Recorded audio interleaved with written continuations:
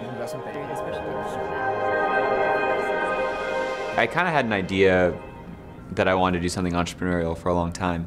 I came from a family of entrepreneurs, and so actually Harvard was throwing this last chance dance, and I kind of got together with a friend and we whipped something up that plugged into Facebook that allowed people to say who they liked, and if there were any mutual interests they would let you know. A bunch of people tried it out at HBS, a bunch of people matched, it was kind of fun. It got me thinking like, gosh, maybe there's a business opportunity here. Very quickly found out the opportunity was not in helping you discover which of your friends had crushes on you, but much more in the discovery aspect. We raised around Christmas 2011 about $200,000, and then around March that year I got a little bit more buy-in and raised about $450,000 from investors around DC mostly. We had this model, it wasn't really going anywhere, it was really confusing. We were losing users as fast as we were getting them in the door. And I sort of realized then, and I really realize now, how important retention is to growth. I mean, it's half the equation. If you're not retaining users, it's really, really hard to grow your active user base. So after only a few thousand signups and running out of money, running out of venture capital, we were toast. It was Thanksgiving time. I got an opportunity to sort of get away from the day-to-day a little bit. Really like panicked over the fact that we were gonna run out of money, and it seemed like the last year and a half was really gonna just go down the tubes.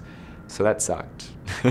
After having a couple phone calls and really like thinking about it, we made a couple key decisions. The first was to tear it down and rebuild on mobile. And the second was to completely get rid of this whole middle layer of answering questions about your friends, and instead just start showing you friends of friends as soon as you walked in the door. And the next week we flew down as a team together to a little place in Florida and just kind of like hold ourselves up for a couple weeks and just coded up what became Hinge. We were all set to launch that and hope that we could get enough people onto this new product all at once that we could survive as a company. And the only way you do that is, you could use a massive advertising campaign, but that didn't really even work for us because we needed people who were all friends with each other.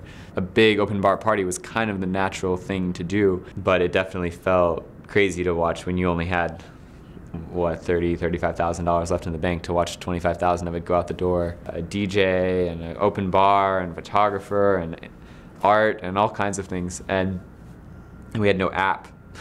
We had no app to launch at the launch party, and the whole point was when people walked in the door they were going to have to have downloaded the app. We submitted to the App Store. It got rejected because some silly reason where we weren't handling the case of a Facebook user signing up and having 0 friends. And so we resubmitted really quickly, and then it went silent. And you can see average App Store review times, and it was like 7 days, and it had been, 7 days went by, then 8 days, then 9, and 10, and 15, and now we're 2 days, 3 days away from the launch party, and we'd committed almost all the remaining capital to throwing this giant launch party with 2,000 people, and then I think it was the night before the party or that morning or sometime in there that we got word that the app was released from the App Store. It was really just in the nick of time.